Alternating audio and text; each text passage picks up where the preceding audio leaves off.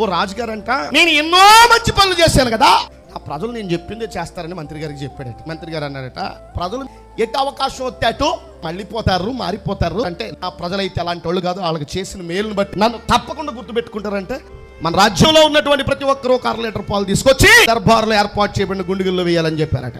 ఒకడు అనుకున్నాడంటే, అందరూ పాలు పోతున్నారు, అన్ని పాలల్లో చెంబు నీళ్ళు లెక్కేంటి అని చెప్పుకుని ఆడు నీళ్లు తెచ్చాడంట. అంతా అయిపోయిన తర్వాత రాజుగారు ఆ పాలు చూసుకోవడానికి వస్తే అన్ని గుండుగుల్లో నీళ్ళే ఉన్నాయంట, పాలు లేవు.